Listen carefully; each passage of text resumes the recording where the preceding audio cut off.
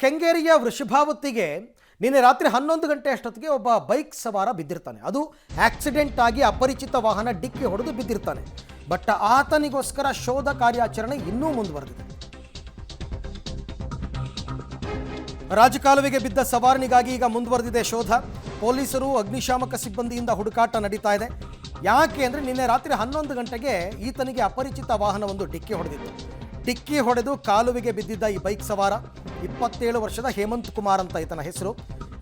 ಈತ delivery boy ಆಗಿ ಕೂಡ ಕೆಲಸ ಮಾಡ್ತಾ ಇದ್ದ. ಬಟ್ ಆಶ್ಚರ್ಯ ಅಂತಂದರೆ ಆತ ಬಿದ್ದ ನಂತರ ಆತ ಪತ್ತೆನೇ ಆಗಿಲ್ಲ. ಏನು ಎತ್ತ ಅಂತಲೂ ಗೊತ್ತಾಗಿಲ್ಲ. ಇನ್ನೂ ಶೋಧ ಕಾರ್ಯ ನಡೀತಾ ಇದೆ. ಇದಕ್ಕೆ ಸಂಬಂಧಪಟ್ಟಂತಹ ಒಂದು ರಿಪೋರ್ಟ್ ಇದೆ, ನೋಡೋಣ.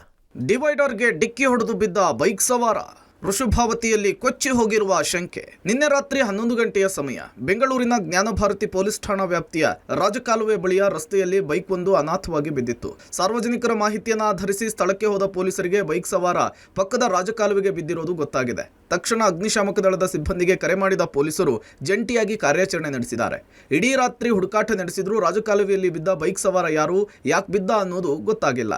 ಇವತ್ತು ಬೆಳಗ್ಗೆ ಮತ್ತೆ ಕಾರ್ಯಾಚರಣೆ ಮುಂದುವರೆಸಿದ ಪೊಲೀಸರು ಮತ್ತು ಅಗ್ನಿಶಾಮಕ ದಳದ ಸಿಬ್ಬಂದಿಗೆ ರಾಜಕಾಲುವೆಗೆ ಬಿದ್ದ ಬೈಕ್ ಸವಾರನ ಹೆಸರು ಹೇಮಂತ್ ಅನ್ನೋದು ಗೊತ್ತಾಗಿದೆ. ಬ್ಯಾಟರಾಯನ್ಪುರ ಮೂಲದ ಹೇಮಂತ್ ಡೆಲಿವರಿ ಬಾಯ್ ಆಗಿ ಕೆಲಸ ಮಾಡ್ತಿದ್ದ. ಎಂದಿನಂತೆ ನಿನ್ನೆ ಕೆಲಸಕ್ಕೆ ಹೋಗಿದ್ದ. ರಾತ್ರಿ ಆದರೂ ವಾಪಸ್ ಬಂದಿರಲಿಲ್ಲ. ಪೊಲೀಸರು ಹುಡುಕಾಟ ನಡೆಸ್ತಾ ಇರುವ ವಿಚಾರ ಗೊತ್ತಾಗಿ ಸ್ಥಳಕ್ಕೆ ಬಂದು ಹೇಮಂತ್ ಅನ್ನುವಂತಹ ವ್ಯಕ್ತಿ ಮಿಸ್ ಆಗಿದ್ದಾನೆ ಅನ್ನೋದು ಕನ್ಫರ್ಮ್ ಮಾಡಿಕೊಂಡಿದ್ದಾರೆ. ಬೈಕ್ ಸವಾರ ಕೆಳಗೆ ಬಿದ್ದಿರುವ ಜಾಗದಲ್ಲಿ ಸುಮಾರು 8 ಅಡಿ ಆಳವಿದ್ದು ಕಾಲುವೆ ನೀರು ಜೋರಾಗಿ ಹರಿತಿದೆ. ನೀರಿನ ವೇಗಕ್ಕೆ ಆತ ಕೊಚ್ಕೊಂಡು ಹೋಗಿರುವ ಸಾಧ್ಯತೆ ಇದ್ದು ಬಿದ್ದ ಜಾಗದಿಂದ ಸುಮಾರು 1 ಕಿಲೋಮೀಟರ್ನಷ್ಟು ಮುಂದಕ್ಕೆ ಸಿಬ್ಬಂದಿ ಹುಡುಕಾಟ ನಡೆಸಿದ್ದಾರೆ. ಎಷ್ಟೇ ಹುಡುಕಾಟ ನಡೆಸಿದ್ರೂ ಬೈಕ್ ಸವಾರ ಹೇಮಂತ್ ಪತ್ತೆಯಾಗಿಲ್ಲ. ಡಿವೈಡರ್ಗೆ ಬೈಕ್ ಗುದ್ದಿ ನೇರವಾಗಿ ರಾಜ್ಯ ಕಾಲುವೆಗೆ ಬೈಕ್ ಸವಾರ ಬಿದ್ದಿದ್ದಾನೆ ಅನ್ನುವಂತಹ ಅನುಮಾನಗಳು ಹುಟ್ಟುಕೊಂಡಿದ್ದಾವೆ. ಸೊ ಆ ಕಾರಣಕ್ಕಾಗಿ ಬೈಕ್ ಸವಾರನನ್ನು ಹುಡುಕುವಂತಹ ಪ್ರಯತ್ನಗಳು ಕೂಡ ಆಗ್ತಾ ಇದ್ದಾವೆ. ನಿನ್ನೆ ರಾತ್ರಿ 10:30 ಸುಮಾರಿಗೆ ನಡೆದಿರುವಂತಹ ಘಟನೆ ಇದು. ಸೊ ಆವಾಗಲಿಂದ ಕೂಡ ಒಂದಿಷ್ಟು ಅಧಿಕಾರಿಗಳು ಪರಿಶೀಲನೆಯನ್ನು ನಡೆಸಿದ್ರು. ಆನಂತರ ಇದೀಗ ಅಗ್ನಿಶಾಮಕ ದಳ ಸಿಬ್ಬಂದಿಗಳು ಖುದ್ದು ರಾಜಕಾಲುವೆಗೆ ಇಳಿದು ಇದರಲ್ಲೇ ಬಿದ್ದಿದ್ದಾರಾ ಅಥವಾ ಮತ್ತೆ ಏನಾದರೂ ಮೂವ್ ಆಗಿದೆಯಾ ಅನ್ನುವಂಥದ್ದನ್ನು ಕೂಡ ಪರಿಶೀಲನೆಯನ್ನು ನಡೆಸ್ತಾ ಇದ್ದಾರೆ. ಈಗಾಗಲೇ ರಾಜಕಾಲುವೆಯಲ್ಲಿ ಇದು ದೊಡ್ಡ ಪ್ರಮಾಣದ ನೀರು ಇರೋದ್ರಿಂದಾಗಿ ಆಳಕ್ಕೆ ಹೋಗೋದಕ್ಕೆ ಆಗ್ತಾ ಇಲ್ಲ. ಆ ಕಾರಣಕ್ಕಾಗಿ ಒಂದಿಷ್ಟು ದಡದ ಪಕ್ಕದಲ್ಲೇ ನಿಂತ್ಕೊಂಡು ಆ ಕಟ್ಟಿಗೆಗಳ ಮೂಲಕವಾಗಿ ಅದನ್ನು ಪತ್ತೆ ಹಚ್ಚುವಂಥ ಕೆಲಸವನ್ನು ಕೂಡ ಮಾಡಲಾಗ್ತಾ ಇದೆ.